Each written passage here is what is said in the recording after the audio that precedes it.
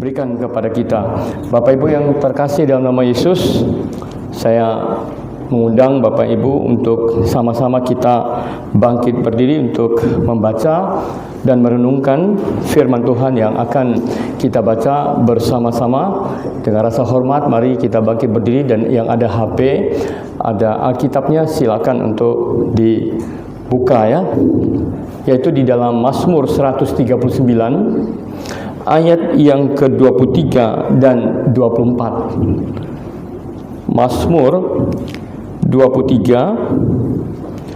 139 ayat 23 dan 24. Mari sama-sama kita bacakan dalam hitungan yang ke-3. 1, 2, 3. Selidiki aku ya Allah, dan kenalilah hatiku. Ujilah aku dan kenallah pikiran-pikiranku. Lihatlah apakah jalanku serong, dan tuntunlah aku di jalan yang kekal. Mari kita berdoa. Bapa dalam kerajaan sorga yang kami sembah di dalam nama Tuhan Yesus, Allah yang memberkati, Roh Kudus yang memimpin kami pada pagi hari ini, dan Roh Kudus yang bertahta di dalam hati kami, yang terus membimbing kami agar akal budi dan hati kami memuliakan Tuhan, menyembah Tuhan di dalam seluruh kehidupan kami. Dan kami kembali datang kepada Tuhan Yesus. Kami mohon ampun segala dosa, baik perkataan kami yang tidak benar, pikiran kami yang serong, hati kami yang bengkok. Kami minta diluruskan, dikuduskan. Kami hanya milik Tuhan. Seluruh tubuh, roh dan jiwa kami persembahkan kepada Tuhan. Ampuni segala dosa dan kesalahan kami ya Tuhan Yesus. Tuhan, kami berdoa buat gembala sidang kami di tempat ini, Pastor Herman, bersama Ibu Risa yang saat ini masih ada di luar negeri. Tuhan memberkati anak cucu menantunya dan pelayanannya, dan kiranya Tuhan memberikan hari-hari yang penuh damai sejahtera, sukacita, melindungi, dan hamba-Mu yang setia dalam melayani jemaat GPDI Betani di tempat ini. Kami juga berdoa Tuhan buat pengurus gereja, majelis gereja, para donatur dan seluruh jemaat gereja di tempat ini. Tuhan memberkati, sehati sepikir di dalam kasih Tuhan, bertumbuh ke arah Tuhan Yesus. Dan hamba-Mu juga berdoa buat Bapak Pendeta Husin yang juga datang, yang kami sama-sama beberapa hari di Pekanbaru mengikuti pembentukan misi untuk Sumatera bagian tengah. Tuhan memberkati Pak Pendeta Husin bersama keluarganya, pelayanannya, penjangkauannya, kesehatan dan masa depannya. Terima kasih Tuhan. Kami akan sharing dan belajar firman Tuhan. Kiranya Roh Kudus yang memimpin kami semua. Kami memiliki hati yang sama untuk memuliakan Tuhan. Kami memiliki hati yang sama, rindu Tuhan pakai dan Tuhan selidiki, Tuhan uji, Tuhan kenal setiap langkah kami, dan kami tidak serong di hadapan Tuhan.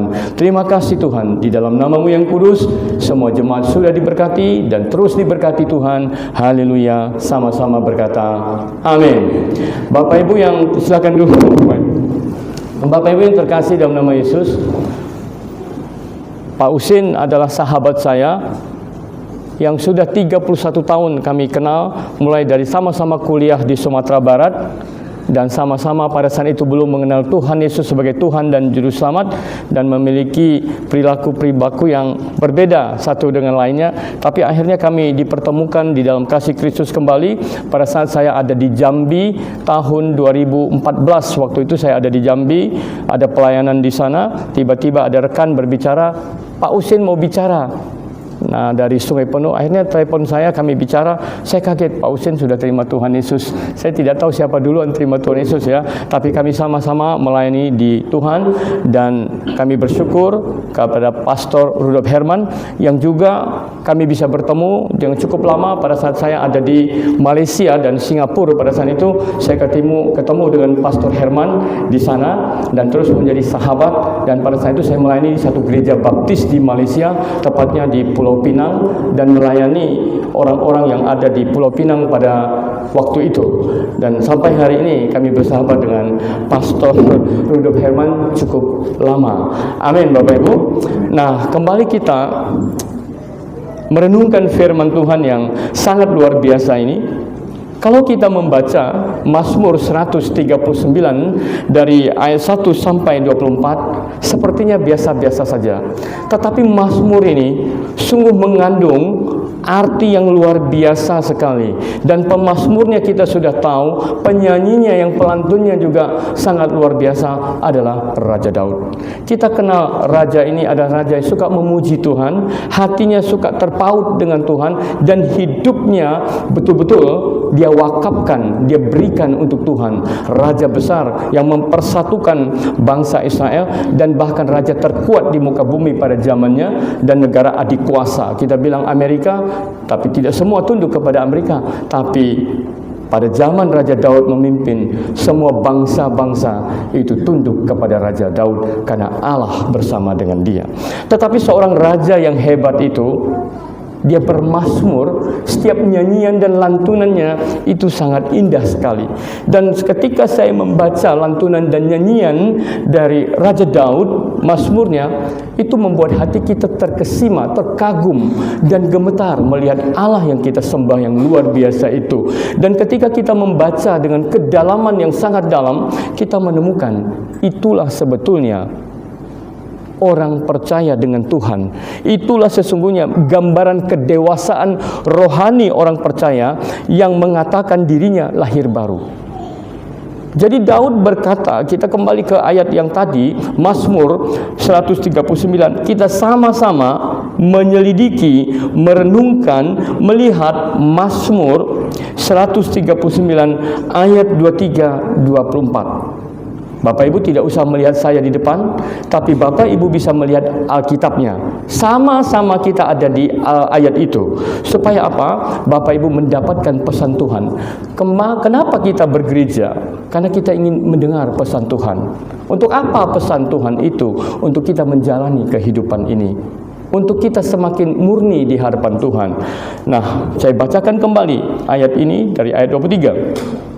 Selidikilah aku ya Allah dan kenalilah hatiku, ujilah aku dan kenalah pikiran-pikiranku, lihatlah apakah jalanku serong dan tuntunlah aku di jalan yang kekal. Tema daripada khotbah pagi hari ini adalah murni di hadapan Tuhan dan di hadapan sesama. Itu tema khotbah kita, murni di hadapan Tuhan dan di hadapan sesama.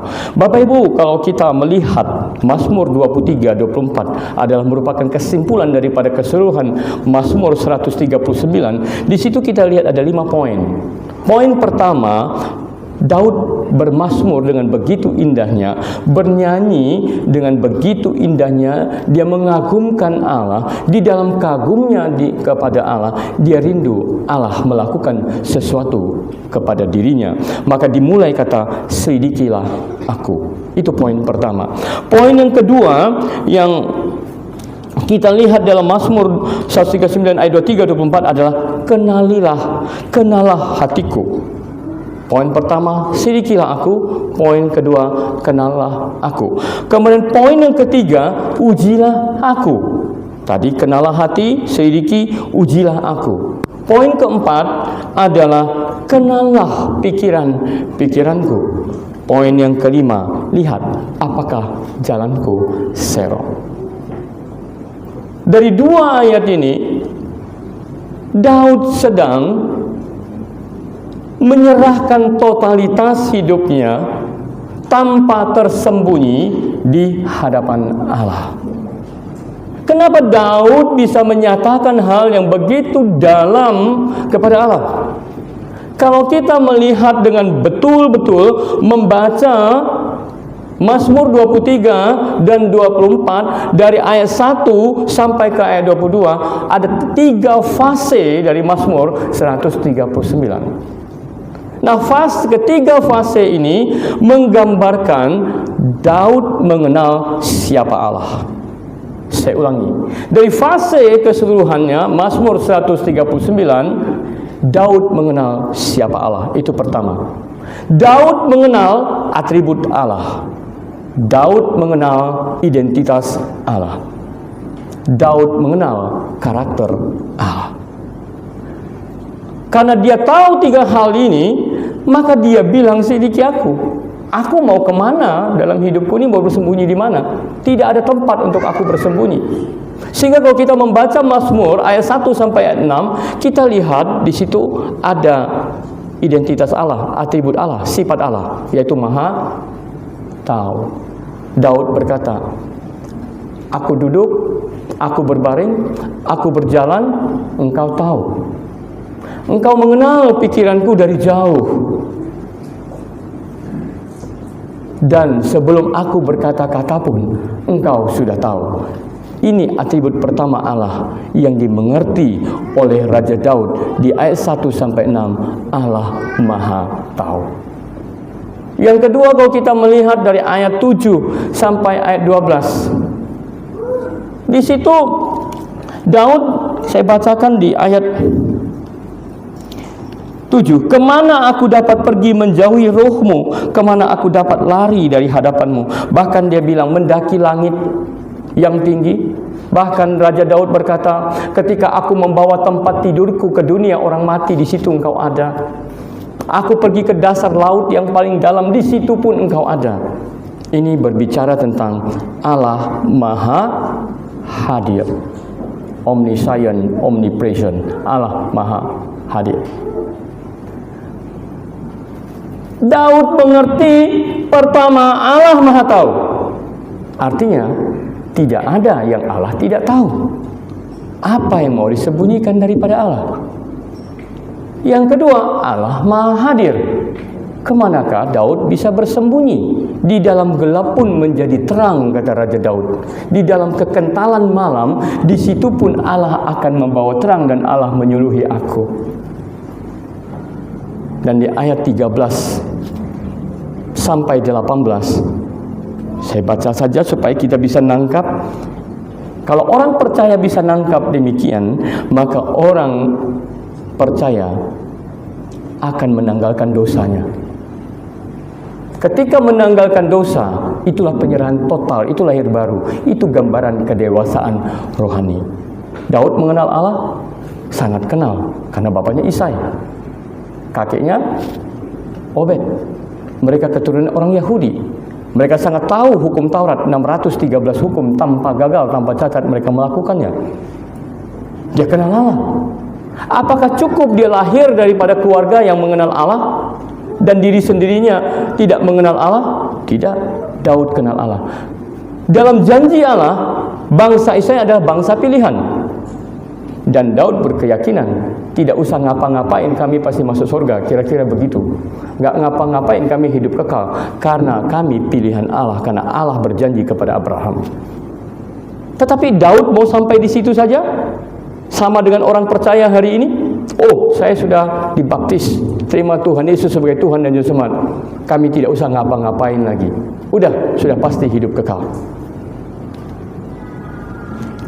Kalau hanya sampai di situ saja orang percaya, maka orang percaya lahir baru tanpa pertobatan. Tanpa pertobatan bukan lahir baru. Maka gereja yang sehat bukan hanya bercerita tentang historis siapa Yesus, memang itu perlu. Apa itu baptisan? Tapi gereja yang sehat, gereja yang membawa orang-orang semakin dekat kepada Tuhan. Kita berminggu bukan sekedar itu hari Minggu atau karena ritual keagamaan kita, tapi karena kita tahu esensi kenapa kita harus datang ke dalam gereja.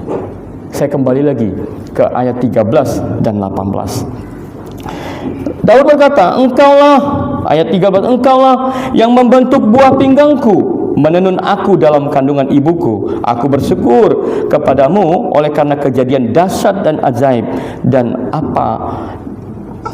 ajaib apa yang kau buat, dan jiwaku benar-benar menyadarinya. Tulang-tulangku tidak terlindung bagimu ketika aku dijadikan di tempat tersembunyi dan aku direkam di bagian bumi yang paling bawah, itu di rahim ibunya. Ini berbicara apa? Tadi kita bicara ayat 1 dan 6, Allah Maha Tahu. Ayat 7 sampai 12, Allah Maha Hadir. Di ayat 13 sampai 18, Allah Maha Kuasa.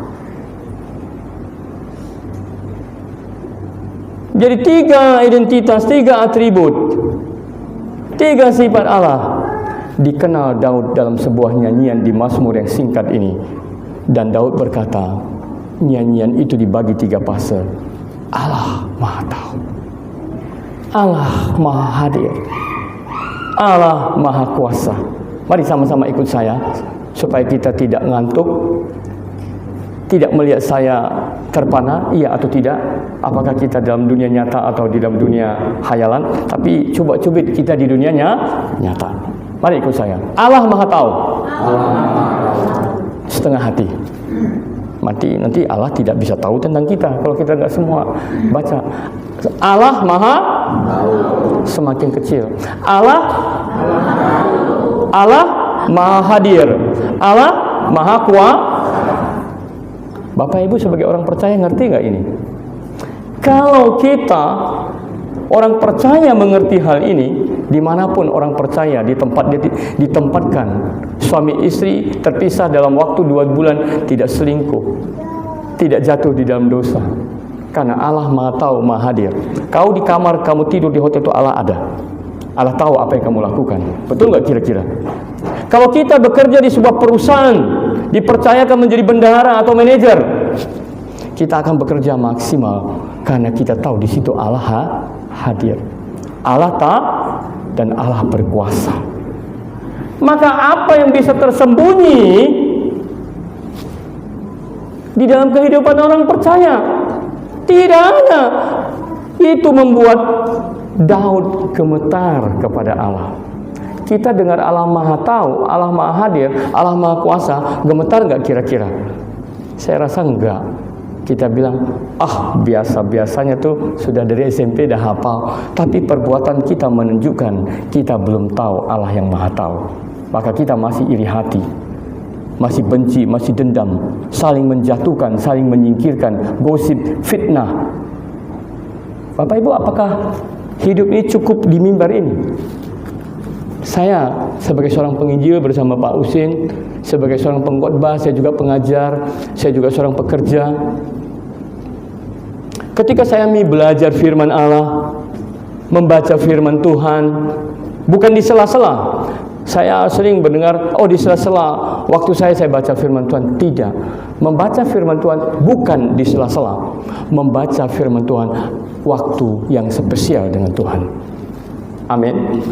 Jadi orang percaya bilang di sela-sela ada waktu saya baru baca. Tidak, Bapak Ibu. Yang benar adalah saya mengkhususkan waktu khusus untuk membaca firman Tuhan.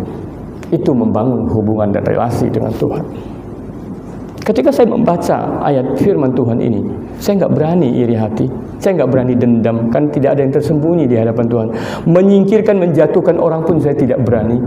Kalau saya disakiti, saya tidak mau menyakiti. Tapi saya belajar jujur untuk berbicara apa adanya.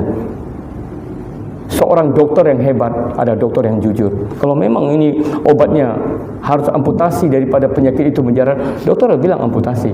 Dokter tidak akan bilang, coba ya, kita coba ya. Kita coba, apa hasilnya? Maut, Bapak Ibu, mati. Itu bukan dokter. Daud mengenal siapa Allah, Bapak Ibu. Sebagai seorang pedagang belajar jujur, saya ketemu ada pedagang yang jujur di kota Pekanbaru. Pada saat itu sepeda motor saya rusak. Ada alat yang harganya sekian dan bahkan 3 tipe. Dia taruhnya. Selama ini saya belum ketemu tempat memperbaiki yang seperti itu. Mereka bilang, ini Pak, ini cocok. Ya, semuanya kalau dicocokkan cocok. Tapi kualitasnya, orang itu berkata sama saya, Pak, kalau ini nomor 1 Pak, ini 2-3 tahun Pak, dan dia tidak akan mempengaruhi komponen lain untuk menjadi rusak. Tapi harganya sekian Pak. Yang ini nomor 2 Pak, memang murah Pak, tapi pakai yang sekian. Tapi kalau tidak hati-hati Pak, dia akan mempengaruhi komponen lain dan bisa rusak. Wih, saya bilang ini jujur orang ini. Tapi yang paling laku mana kok? Saya tanya dia, yang laku yang mana Pak? Yang paling laku nomor 2, nomor 3 karena murah. Oh gitu. Yang nomor 3, ya Bapak beli murah, tapi 3-4 hari atau seminggu lagi saya tidak jamin Bapak lewat jalan mana. Semuanya kalau dicocokkan cocok Pak, cocok. Yang nomor 1 cocok, nomor 2 cocok, nomor 3 cocok. Tapi yang mana yang terbaik? Saya coba uji koko itu. Menurut saya ulang Bapak itu kembali. Yang paling laku mana Pak? Nomor 2, nomor 3. Tapi untuk saya menurut Bapak apa? Nomor satu saja Pak, walaupun sakit. Bapak Ibu, kita hari ini krisis orang yang mengenal Tuhan. Kita hari ini mengalami krisis orang yang mengerti siapa Tuhan. Kita lihat baru-baru ini Sumatera Utara, kejaksaan bagaimana memutuskan perkara. Mereka bukan orang yang bodoh, mereka sangat terdidik. Mereka bukan orang yang tidak beragama, orang yang datang berminggu, bahkan berjumatan. Tapi apa yang mereka putuskan?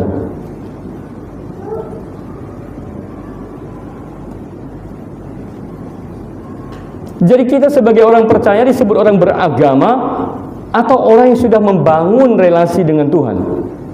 Membangun relasi dengan Tuhan itu berbeda, Bapak Ibu. Menurut kita itu biasa-biasa, yang penting menang dalam perdebatan, dalam pengadilan. Tapi nilai-nilai yang kita menyebut diri kita sebagai anak Tuhan, itu menjadi penting. Amin. Amin Bapak Ibu. Amin. Kalau tidak ada amin, perlu bertobat karena pasti banyak dosanya, termasuk saya. Ada amin? Amin. Sudah mulai kurang. Bapak Ibu, identitas orang percaya itu jelas di hadapan Tuhan, karena tidak ada tersembunyi apa yang kita lakukan. Oh, jangan bicara istri saya nggak bersama dengan saya, suka-suka saya mau lihat siapa saja wanita yang paling cantik. Wah, atau suami saya tidak bersama dengan saya, oh tinggal saya pakai mata saya menikmati mana wanita yang paling ganteng. Wow, keren, kekar, berotot, botak lagi. Bapak Ibu, tidak ada yang tersembunyi bagi Tuhan. Kita bisa melayani Tuhan di mimbar ini dengan nyanyi-nyanyian sampai nangis-nangis, melek-melek, ingus keluar panjang-panjang, gak putus-putusnya. Kita bisa melayani musik, asar melayani semua. Saya bisa berkhotbah di depan ini. Bagi Tuhan itu panggung. Itu panggung. Karena kamu ditugaskan. Banyak hamba Tuhan, maaf, pendeta, memasukkan orang dalam neraka tanpa dia tahu. Oh, dia lihat suaranya bagus langsung. Ini baru bertobat 3 minggu, 4 hari. Mungkin ada yang 3 bulan, lihat suara bagus, gereja kekurangan penyanyi, dia tepuk. Suara kamu bagus ya? Ya. Gimana kamu masuk tim musik? Oh, kamu bisa nyanyi, bisa bantu ya? Bagus. Kamu bisa masuk tim ini. Tapi dia belum mengenal siapa Allah yang Maha Tahu, Maha Hadir, Maha Kuasa itu. Belum tahu. Oh, menjadi sombonglah dia. Dia bilang, kan saya disuruh pastor, saya disuruh hamba Tuhan. Petantang petenteng dia. Dia melayani Tuhan, tapi bukan di dalam Tuhan.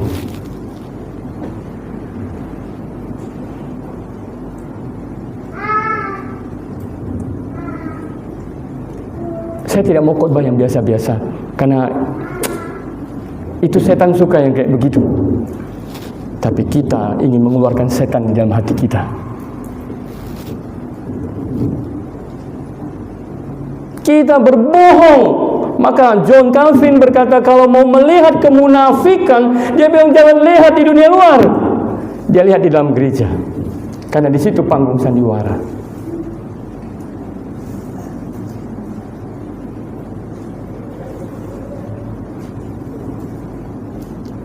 Banyak hamba Tuhan membawa jemaatnya masuk dalam jurang tanpa dia tahu. Oh, kamu rupanya punya talenta ini ya? Orang ini belum dimuridkan, belum bertobat. Akhirnya dia jadi sombong, petantang petenteng. Oh, kamu sudah belajar puasa ya? Iya. Berapa hari? 3 hari. Masuk tim puasa kita, Senin Kamis. Kalau sudah puasa, surga sudah dekat. Bapak Ibu, puasa tidak menjamin kita dengan Tuhan itu bagus. Ada orang berpuasa karena dia buat dosa, supaya kepada orang yang buat dosa itu jangan balas. Tuhan tolong lindungi aku sudah berbuat dosa sama si Anu, supaya si Anu balas. Itu bukan berpuasa, itu kau sebut Tuhan. Tuhan bilang kau main-main dengan aku.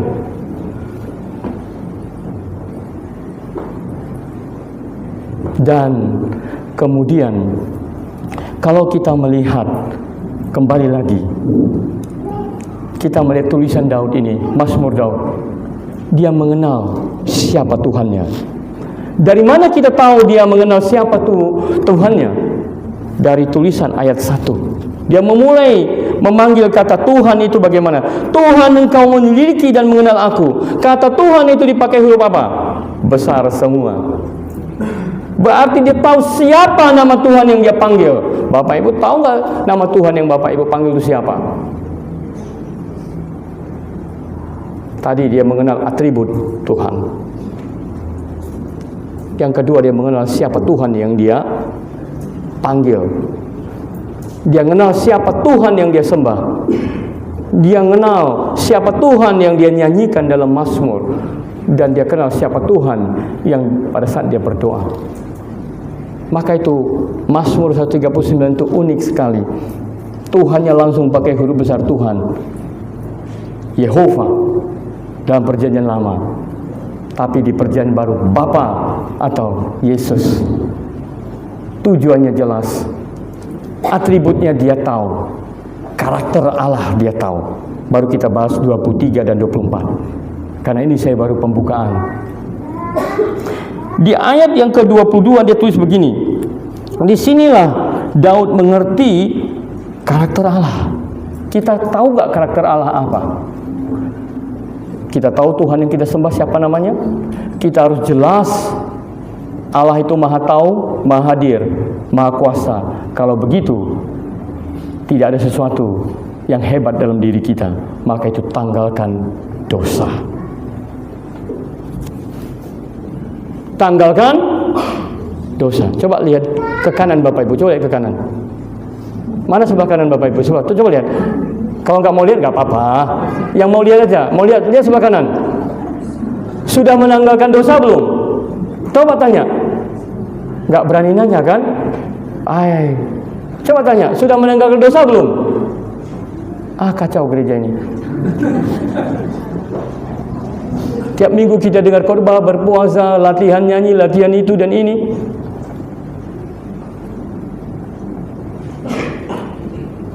Kenapa kita tidak berani?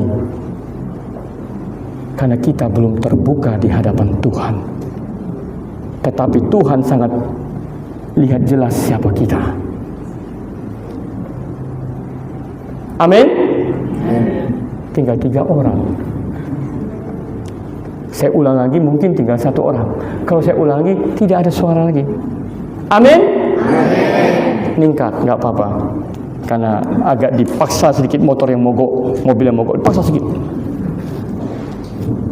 Iblis tidak suka firman yang kayak begini.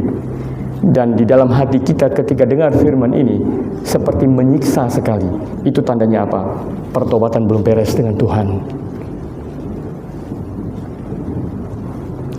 Ada satu gereja yang saya layani di salah satu kota di Pekanbaru. Jadi tanpa sengaja saya lewat, mereka tidak tahu bahwa jadwal saya khotbah di gereja itu mungkin 3 jam dari sini arah ke utara.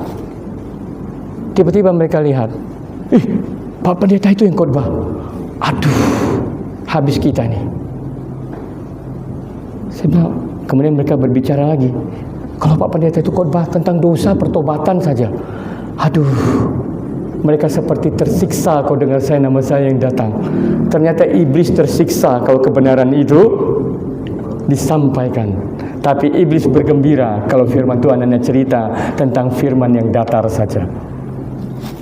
Tapi di sini sudah kuat, sudah dibina oleh pastor kita. Amin. Tinggal sedikit. Di ayat 22 ini karakter Allah. Pertama, identitas Allah, nama Allah jelas bagi Daud. Yang ketiga, atribut Allah jelas. Yang ketiga adalah karakter Allah jelas bagi Daud. Kita juga harus jelas. Kalau kita tidak jelas, jangan bilang kita sudah lahir baru.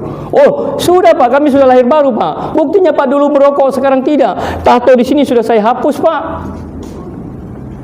Penampilan saya sudah tidak urak-urakan Pak. Kalau penampilan gambaran Anda bertobat, maka kita akan tertipulah dengan orang-orang yang bekerja di bank. Mereka jauh lebih bagus penampilan dan lebih sopan dalam pelayanan. Maaf. Pertobatan bukan bicara penampilan. Pertobatan bicara hati dan relasi kepada Tuhan. Di ayat 22 demikian kita lihat bagaimana Daud mengenal siapa karakter daripada Tuhannya, Allahnya. Aku sama sekali membenci mereka. Mereka menjadi musuhku. Tetapi kenapa dia bilang aku sama sekali membenci mereka? Mereka siapa yang dibenci? Dari ayat yang kita lihat 19 itu. Seterusnya. Berarti Daud membenci dosa. Allah membenci dosa enggak? Allah itu kudus enggak Bapak Ibu? Allah kudus. Allah membenci dosa. Maka karakter Allah yang dikenal oleh Daud adalah Allah itu setia, Allah itu adil, Allah itu kasih, Allah itu pengampun dan membenci dosa. Dari Mazmur ayat 19 sampai 22, Daud mengenal karakter Allah. Kita kenal nggak karakter Allah? Kalau kita tahu Allah itu berwibawa, mengasihi, mengampuni dan setia, adil, di dalam keadilan itu dia akan menghukum siapapun. Dia tidak pilih, oh kau sudah terima aku sebagai Tuhan, kau menipu tidak kuhukum, kau berbohong, kau menyingkirkan, kau menjatuhkan orang lain, kau fitnah. Iblis itu kerjanya tukang fitnah. Tapi Adam dan Hawa gagal melihat iblis, karena ular itu sudah kawan dia. Banyak kita bersahabat, kita pikir itu sahabat yang baik, tapi dia cerita dengan lembut, tapi fitnah orang lain dan menjatuhkan orang lain.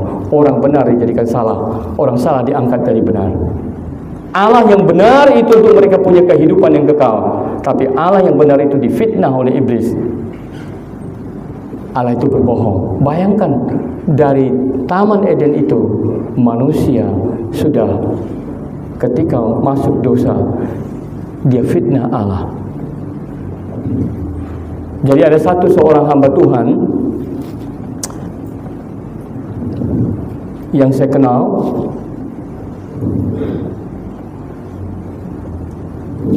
dia berkata, kalau kita melihat kedalaman orang itu dengan Tuhan, lihat doanya. Ini hamba Tuhan itu ngomong, karena saya dialog, saya pernah tinggal di tempatnya. Dia bilang, dia itu mentor saya. Dia bilang, kalau kita melihat kedalaman orang itu dengan Tuhan, lihat doanya. Saya bilang, kenapa semua orang harus berdoa? Tuhan bilang harus minta, benar. Tapi dengar doanya. Saya bilang, bagaimana doanya? Pada umumnya, Tuhan berikan aku panjang umur. Tuhan berkati cucu yang ganteng, anak yang pintar, menantu yang hebat, kaya raya, semua usaha sukses. Oh ya? Iya. Sakit sembuh. Itu kan bagus, kita harus minta. Karir naik dari golongan 1, golongan 2, 2 jadi 2D, kemudian 4A jadi 4C dan seterusnya. Dan kalau bisa di kantor itu, dialah yang paling dikagumi, jangan yang lain. Kalau bos bikin pusat, dia. Doa, kalau bisa sawitnya lebih berat dari sawit orang lain, berarti dia pindahkan berat sawit orang sana jadi ringan, situ jadi ringan. Toko saya lebih ramai, kalau bisa sana agak sepi, berarti dipindahkannya ke sana. Doa-doa orang percaya itu seperti itu. Saya bilang, kan itu normal, karena Tuhan mengajarkan minta kekayaan, tambah mobil, minta panjang umur, tidak salah. Tapi dari doa itu kita mengerti kedalaman orang. Akhirnya saya tanya, karena saya penasaran, sudah 1 jam. Kira-kira menurut Bapak Ibu, doa bagaimana yang menunjukkan kedalaman orang itu dengan Tuhan? Ada sukacita Bapak Ibu? Amin. Ada damai sejahtera? Amin. Ya. Ini awal bulan, walaupun khotbahnya agak sedikit menyiksa, tapi kantong kan belum menyiksa.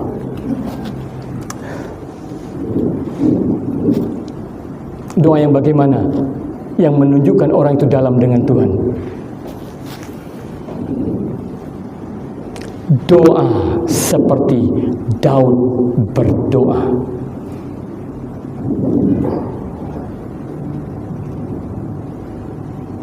Doa seperti Tuhan Yesus ajar berdoa. Poinnya apa? Ketika Yesus berdoa, ampuni saya seperti saya mengampuni, supaya diampuni. Tapi kalau doa Daud bagaimana? Ini dia. Saya hanya ketemu dalam pergaulan saya dengan hamba Tuhan, ada 2 orang hamba Tuhan yang berdoa seperti ini. Sama saya bergaul dengan ribuan hamba Tuhan, satu di Papua, satu ada di Bandung. Umurnya semua sudah 80 ke atas. berdoa seperti Daud berdoa. Kita mau bahas ini satu kitab perjamuan Tuhan. Doanya seperti Mazmur Daud ayat 2, Mazmur 139 ayat 3. Selidikilah aku, ujilah aku, kenalilah aku, hati dan pikiranku, lihat jalanku jangan serong. Benar, setiap hari doa dari orang tua itu seperti itu. Berani gak kita doa sama Tuhan, ujilah aku? Saya rasa tidak ada satupun yang berani. Mungkin kita berdoa, Tuhan berkatilah aku, tapi ujilah si anu. Kita tidak berani doa kepada Tuhan, selidikilah aku dan ujilah aku, kenalilah aku. Pada doa ini sangat penting menyatakan relasi kita dengan Tuhan.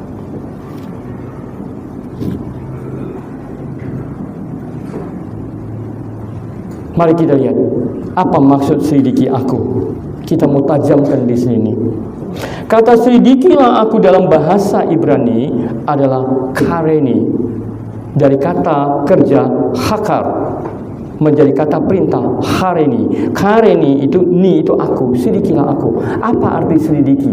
Bukan sekedar lihat, periksa, bukan. Daud berkata, selidiki aku dalam bahasa Ibrani, hareni itu adalah bongkar aku Tuhan, geledah aku Tuhan. Seperti KPK menggeledah orang yang korupsi. Setiap ruangan, asal ada namanya ruangan, pasti dibuka.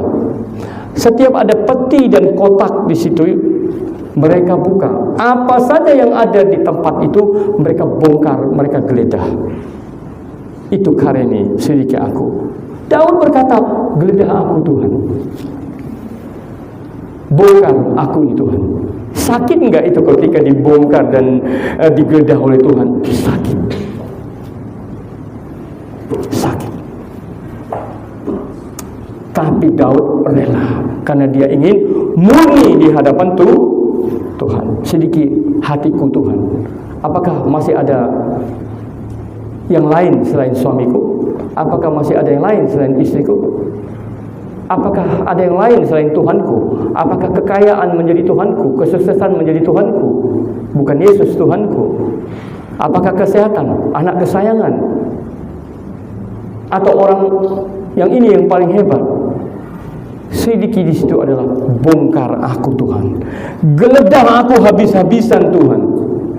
Apakah setiap perkara yang kuputuskan itu benar? Ketika aku berdagang benar? Ketika aku bekerja tidak menjatuhkan orang lain, menyingkirkan orang lain, menfitnah orang lain agar saya menjadi nomor satu, orang lain jadi nomor sekian. Selidiki aku, geledah aku Tuhan, bongkar paksa hatiku Tuhan, gali sedalam-dalamnya seperti orang gali sumur. Kenapa makin dalam? Supaya airnya semakin bersih. Gali sampai dalam supaya menemukan hati saya yang paling bersih. Amin Bapak Ibu. Daud berkata, selidiki aku. Bapak Ibu bisa nangkap. Kemudian dia katakan lagi, dan kenallah hatiku. Kenal dalam bahasa Ibrani yada, hati lebani. Yada lebani, kenal. Yada itu kenal sama dengan kata di Kejadian 4 ayat 1, sama dengan kata di Matius 7 ayat 22 atau 23. Aku tidak mengenal kamu. Kata Yunaninya ginosko, kenal dalam keintiman. Kenal bukan sekedar kenal. Bapak Ibu, kalau kita kenal orang itu, saya ambil contoh, di tengah ramai orang ini ada 1000 orang. Kalau kita sudah terbiasa bergaul dengan orang itu, parfum yang dia pakai, itu kita tahu.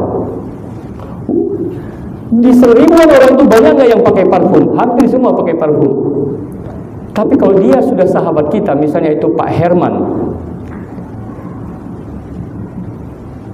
dia pakai parfum. Kalau saya sudah bergaul, makan, minum kopi bersama Pak Herman, saya sudah tahu. Oh, di tengah ramai-ramai orang ini, saya berani bilang, Pak Herman ada di sini loh, tapi entah duduk di mana. Bapak dari mana tahu? Bau parfumnya. Dicek memang dia ada di depan. Itu kenal. Bahkan ketika dia berjalan saja, semua orang berjalan tuk tak semua. Di sekian orang berjalan itu, kita berani berkata, Pak Hengki ada loh, cara jalannya kan beda. Itu kenal. Nangkap Bapak Ibu? Kenal itu sangat dalam. Bahkan tai lalatnya di sini itu kita tahu. Oh, tai lalat di sini. Kenal itu seperti suami dan istri yang saling mengenal. Jadi Daud berkata, hati ini tempat di mana kita menyembunyikan kejahatan. Hati tempat di mana kita merancangkan kejahatan. Bapak Ibu bisa senyum dengan saya salaman. Pastor, seperti 1000 tahun gak ketemu. Pastor, dia panggil, waduh mendayu. Tapi dalam hatinya, kok pastor yang datang? Kenapa nggak yang lain ya? Tapi dia terpaksanya, pastor. Kelihatan manis wajahnya, tapi hatinya tidak. Kenal hati ini kenal amat dalam. Bapak Ibu, banyak orang yang tipenya pura-pura berbaik di depan kita. Bapak sudah makan? Dalam hatinya, aku kau suruh bayar, aku hanya nanya, kau bayar sendiri. Kita bisa terpesona dengan semua kebaikan, tapi kebaikan itu kadang-kadang kemunafikan dan kebohongan. Itu belum lahir baru. Itu belum kenal siapa Tuhan. Seperti pedagang yang manis mulutnya, yang penting dagangannya laku. Di sini tidak ada, karena sudah bertobat. Saya cerita itu di tempat lain. Amin Bapak Ibu. Amin. Itu yang disebut yada levani, mengenal hati yang paling dalam. Kenal, selidiki aku Tuhan. Ketika Daud punya kesempatan membunuh Saul, Daud bunuh? Tidak. Itu kenal hati Daud. Dia tidak dendam. Dia buktikan kepada Allah. Ketika Adonia dan Absalom mengkhianat, punya kekuatan Daud masih, panglimanya masih setia, masih bisa dia bantai, masih. Tapi dia waktu diusir, dia pergi saja. Itu menggambarkan hati kasihnya, yang atribut Allahnya, hati mengampuni, karakter Allahnya ada dalam dirinya. Kalau kita, apalagi kita ambisi menjadi nomor 1, segala cara kita singkirkan orang lain. Tapi kita berpuasa, kita berdoa, kita melayani Tuhan seperti tanpa dosa. Tuhan bilang, itu kejijikan bagiku.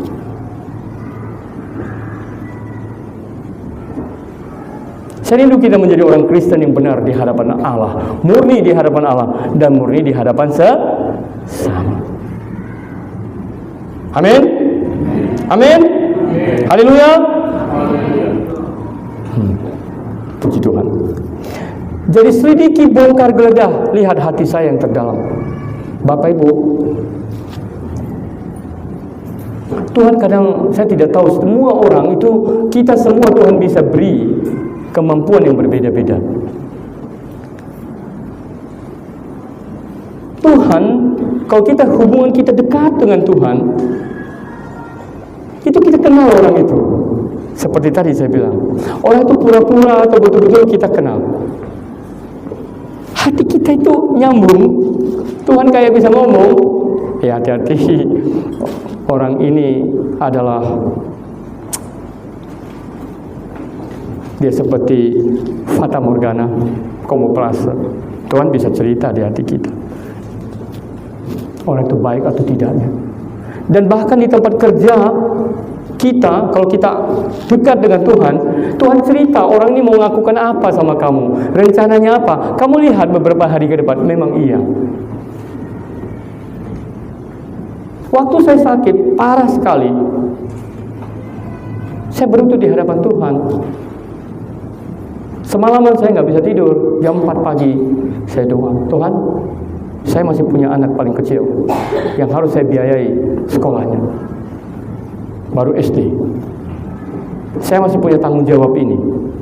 Kamu mau ambil nyawa saya, atau kamu mau saya panjang umur? Beri tanda. Kamu tahu siapa saya, dan saya tahu kamu Allah yang mengasihi dan mengampuni. Udah, doa. Tiba-tiba, oh makan ini. Saya tes, tapi makanan itu berlawanan semua. Saya kaget, ini uji coba atau saya jadi kelinci percobaan. Tapi sembuh Tuhan lakukan. Itu mengenal hati Tuhan. Jangan tidak berani melihat muka saya. Rupanya Pak Pendeta bisa mengenal kita. Kita jangan lihat muka dia. Kita begini. Jangan, santai saja. Santai saja. Karena tidak ada tersembunyi daripada Allah. Selidiki aku, pertama. Kedua, kenalilah hatiku. Doa, kenal hati saya Tuhan. Kalau saya berpikir, saya jujur. Kalau ada yang lebih hebat kepada saya di kantor, saya belajar, bukan saya singkirkan. Kalau tetangga saya kurang, sedikit hati, saya bantu Tuhan. Saya mau setia, kalau saya mau apa adanya di hadapan Tuhan. Kalau ini yang terjadi, wow, Indonesia ini luar biasa. Kita akan memenangkan banyak jiwa. Di pengadilan, di kepolisian, di ketentaraan, di dunia dagang, orang percaya itu bercahaya murni. Amin. Yang ketiga, ujilah aku. Ujilah aku. Kata uji dalam bahasa Ibrani dipakai kata baham nini, dari kata kerja baham menjadi kata perintah baham nini. Rupanya uji itu kata perintah. Kita memerintah Allah. Berani sekali Daud perintah Allah untuk uji dia. Untuk apa diuji? Kata baham nini itu beda ketika Allah menguji Abraham. Ketika Allah menguji Abraham memang kata uji, tapi dipakai bahasa Ibrani nasa neni, itu menguji ketaatan. Beda dengan ujian itu naik kelas.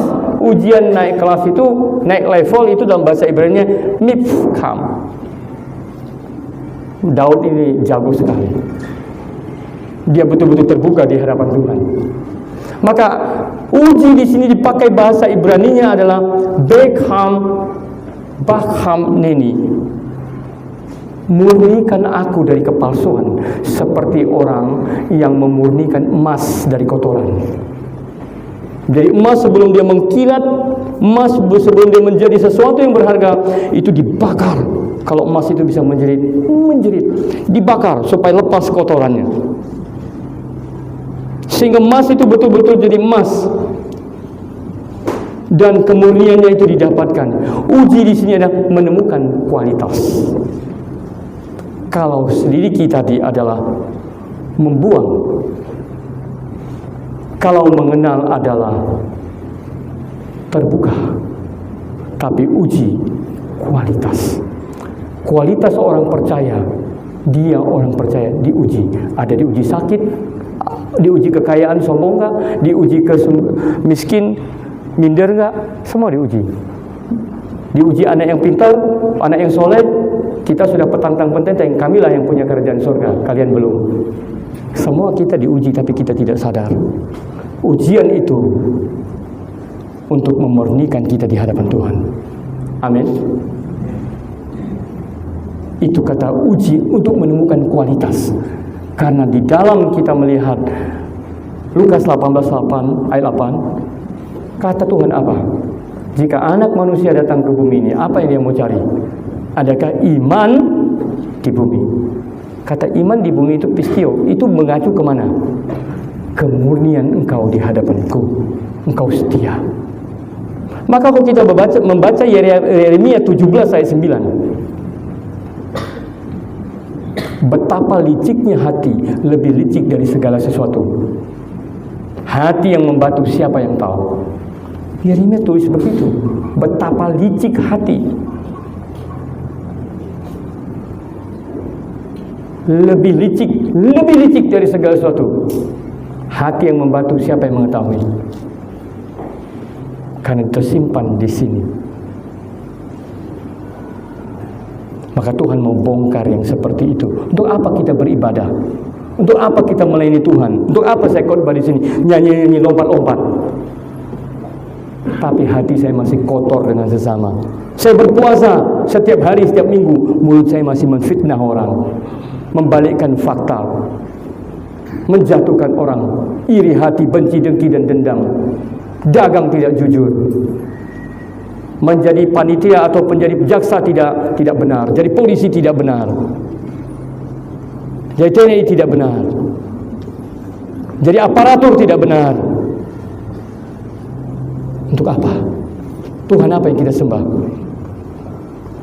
Jatuh sedikit, haleluya. Jatuh sedikit, dibata, kaget kita. Tapi menjatuhkan orang, rasakan kau. Dengan tetangga tidak akur, dengan saudara tidak akur. Di dalam gereja, ketika bikin panitia Paskah berkelahi, bikin panitia Natal ribut. Semua bilang aku yang paling benar. Kau dukung aku enggak? Kalau kau enggak dukung, enggak berteman. Besok kau enggak ada uang, enggak pinjamin. Ego-egoan. Pada tujuan kita hanya merayakan Natal, tujuan kita hanya untuk memuliakan Tuhan dalam Paskah. Kita gontok-gontokan. Di sorga juga bingung. Setan juga kebingungan. Kata Tuhan, itu bukan kerja kita, kok mereka yang ribut ya? Ujilah aku untuk mencari kualitas. Bapak Ibu, khotbah pagi hari ini tidak menyenangkan. Karena saya berdoa sama Tuhan. Saya mau khotbah apa Tuhan? Cerita tentang Tuhan Yesus sudah biasa, semua tahu cerita itu. Yesus disalib, mati, bangkit hari ketiga, naik ke surga 40 hari lamanya, datang kembali, sudah tahu semua itu.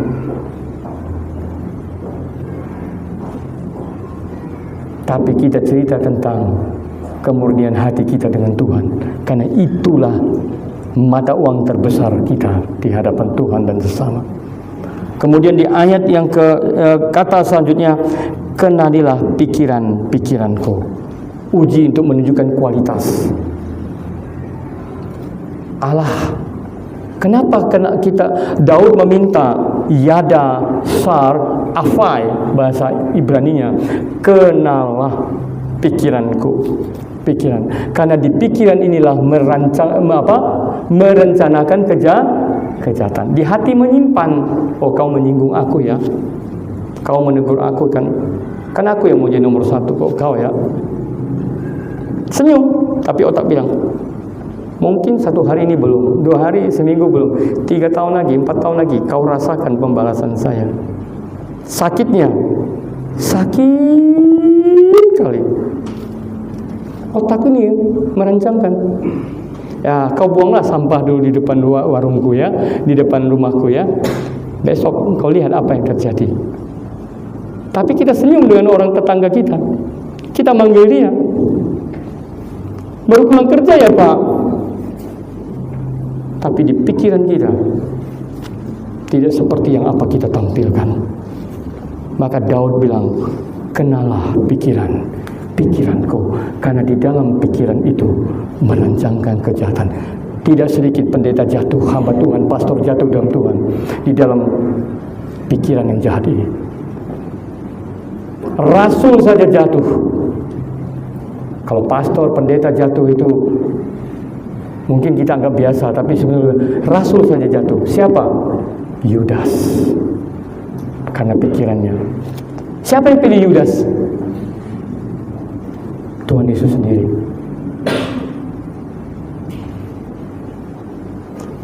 Maka Daud itu betul-betul murni. Dia mau kemurnian itu. Maka itu firman ini tercatat sampai hari ini untuk menjaga kita, untuk memelihara kita, melindungi kita, agar kita itu di hadapan Tuhan relasinya bagus. Maka firman itu kekal dan tetap tertulis sampai Yesus datang kali kedua. Firman ini ditaruhkan bagi kita. Tapi apakah kita mau membacanya seperti kita mendengar hari ini? Oh ya Tuhan, selidiki aku. Ya Tuhan, ujilah aku. Kenalilah hatiku dan pikiran, karena di dalam hatiku menyimpan, di dalam pikiran aku merencanakan. Maka ayat yang selanjutnya di 24, lihatlah apakah jalanku serong. Ini adalah akhir.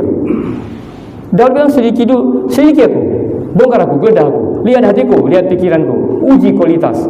Sudah semua 4 hal ini kamu lakukan Tuhan, kau lihat aku. Apakah jalanku serong? akhir hidup Daud sudah bertobat bersih. Itulah lahir baru dan kedewasaan rohani daripada Raja Daud. Kita bagaimana? Kita bagaimana di hadapan Tuhan? Ada satu lagu yang saya sangat suka. Lagu itu bilang, lebih dalam lagi ku cinta Kau Tuhan, lebih dari segala yang ada, jabatan, kecantikan, ketampanan, kemewahan, harta, kedudukan. Tidak. Lebih dalam lagi ku cinta Kau Yesus, ku mengasihimu. Ketika kita nyanyi lagu ini, lebih dalam lagi ku cinta Kau Tuhan, lebih dari segala yang ada. Akhir dari lagu itu kita tanya, betul nggak aku seperti itu Tuhan? Aku lebih dalam mencintai uang, jabatan, kedudukan, kekayaan, kemasyhuran, dan popularitas. Dan aku mencintai kejahatan dan merencanakan kejahatan, itu jagoku. Kalau itu kita belum mencintai Tuhan, belum dalam kita dengan Tuhan. Amin Bapak Ibu. Amin. Amin Bapak Ibu. Amin. Mari kita sama-sama deklarasikan. Saya mengundang kita mendeklarasikan ini. Sama-sama kita baca lagi Mazmur 23:24. Dan nanti pulang selidiki lagi. Sebetulnya inilah saya di hadapan Tuhan sebagai orang percaya. Inilah pertobatan saya di hadapan Tuhan. Inilah relasi saya di hadapan Tuhan. Kalau kita sudah benar di hadapan Tuhan, benarlah kita di hadapan sesama. Bukan benar di segi penampilan kita. Mari kita baca sebelum kita menerima perjamuan Tuhan. Mari kita bangkit berdiri.